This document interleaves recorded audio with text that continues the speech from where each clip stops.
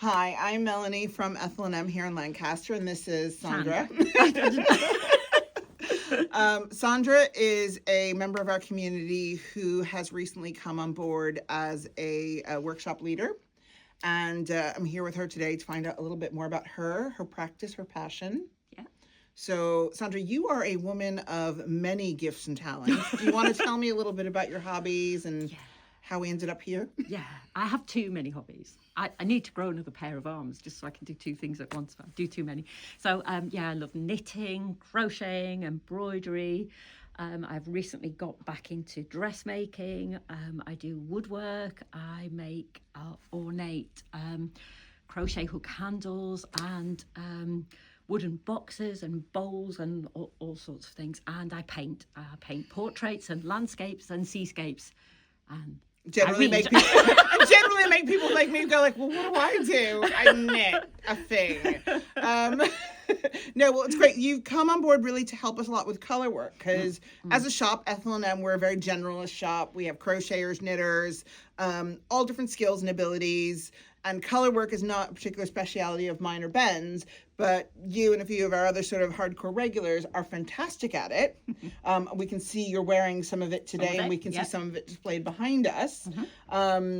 And we started, I know you did a beginning color work class with us at the end of last year. We've been talking about a design your own color work for a while. Yeah. Do you want to tell us a bit more about that and why it's an exciting thing? Yeah, I just find it so exciting because if you have the confidence to design your own colour work, you can just customise any plain pattern, whether it be a cowl, a scarf, a plain jumper or cardigan or whatever. You can start something really simple and just have a nice kind of decorative band around your sleeve or around the neck. And then from there you can kind of grow and do sort of more complicated things.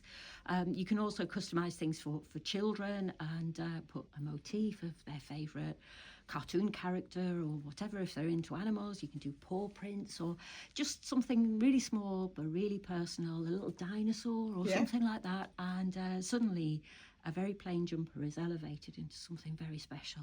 And to have the confidence to be able to do that and not have to trawl the internet looking for a jumper with a dinosaur, just to be able to do that yourself, I just think is so special. It is. It's a bit magical, and I think you've hit on that thing that we try to instill with all of the workshops here, which is confidence. And so, you might have the basic ability to do something, but then having the confidence to be creative with it and the freedom. So what sort of principles sort of come into play when we're designing our own color work? Well, you can really go down a rabbit hole of theories. So you can get into colour theory, you can get into design theory, and you can talk about spacing of motifs and all sorts of things. And during the next set of workshops that I'm going to be doing, we will touch on these elements. So if you're the kind of person that loves theories and loves to do a lot of research and get the technical background to be able to do something, then there's something there for you. But also if you're somebody that really doesn't want to do that and somebody that likes to be a lot more relaxed and a bit more freeform, then that's fine too.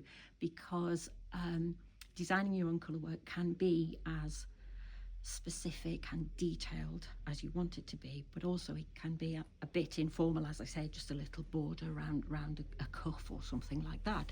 So there is something for everyone, and we will touch on colour theory and design theory during the workshops, and we can turn it into something as technical as a full jumper or cardigan, or just something really tiny but special for you, and we can cater for all people. Same with needle size and yarn type. We can pretty much kind of freeform, do your own thing, be very relaxed about the approach to it, so that you end up with a garment or an idea that it exists in reality that previously was just in your head. Yep. Yeah. Okay, so making the idea become a thing. Yeah, definitely. So you've been working on a beautiful piece that was inspired by buttons. Yes, I have. So do you want to share some of that with us? Maybe share some of your your pattern drawing and even Yeah. the piece of work I think you brought Yeah. with you today. I have, yeah, Yeah. yeah.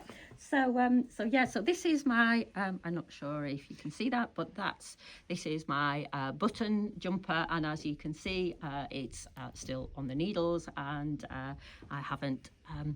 Sewn the ends in yet, but yes. So this is an idea of having pretty much everybody that's done any kind of craft will have a button tin, or you might have even inherited a button tin from a grandmother or an old aunt or something like that. And the idea of this garment was to just kind of capture that kind of chaos of lots of different colours and lots of different sizes and all sorts of things.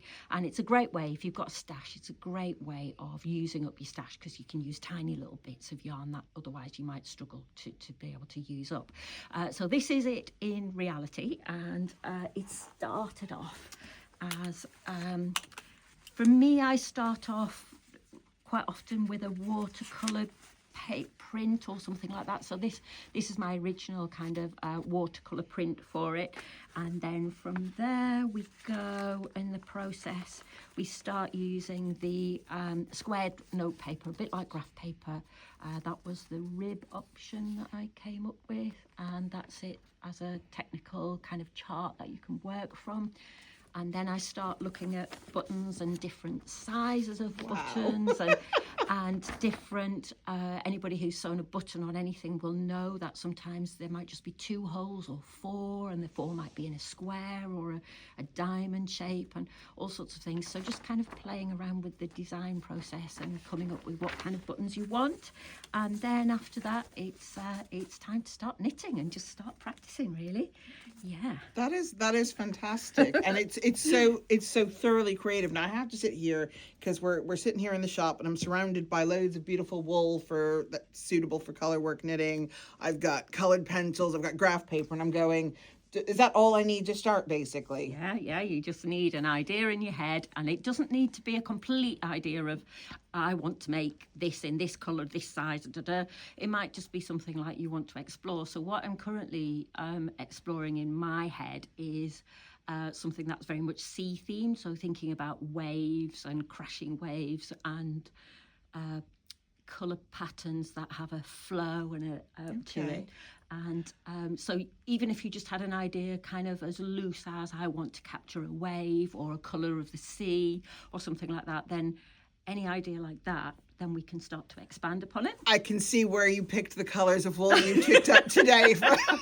Yeah. Very hokusai, very, very wave. Okay. Yeah. And then I guess the last thing I want to ask about, because obviously going on from Colourwork, I know you've already done a beginner's Colourwork, which hopefully we'll get you back for again. We've got DIY Colourwork. The other one that we're looking at the moment is steeking, which is something, especially if you're doing Colourwork in the round, can be used as an efficient way to make a garment without hurting your brain too much. Colourwork hurts my brain a little bit. Can you talk us through steeking and how that works and a little bit more about that? Definitely. So anybody who has never heard the term steeking, it refers to a technique that's used if you knit in the round. And what it allows you to do, it allows you to create something like a cardigan that's obviously going to have a gap up the middle of the cardigan, or something like a jumper. But once you get to past the armhole bit and you need to split the front from the back of your jumper to be able to put your sleeves in, steeking allows you to continue to knit in the round.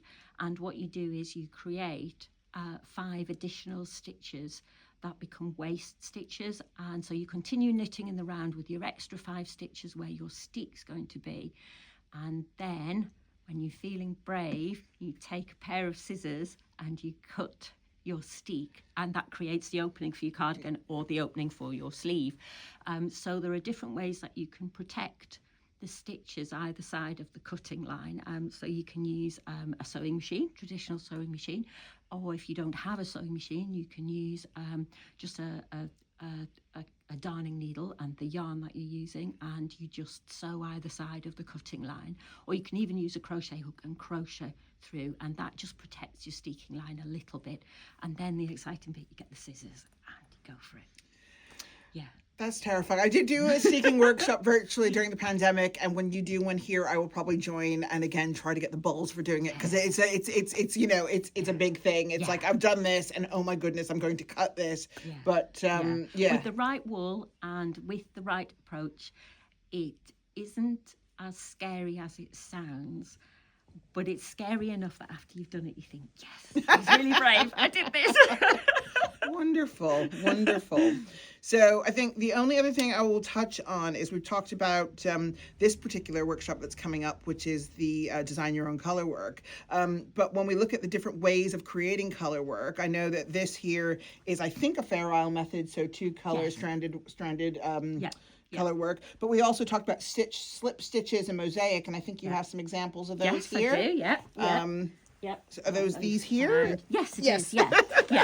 So this is a pattern. It's not my pattern. This is a pattern that I bought on Ravelry, and this has a lot of slip stitches in. So if we hold it up and we look at the pink and the cream ones here, that are very much kind of like a Greek mosaic kind of pattern, that's actually slip stitch. So on any one row, you're actually only knitting one row in one colour and picking up the row below from a different colour, and you can get these fantastic lovely kind of checkered mosaic type. Also the grey and cream at the top, that's the same.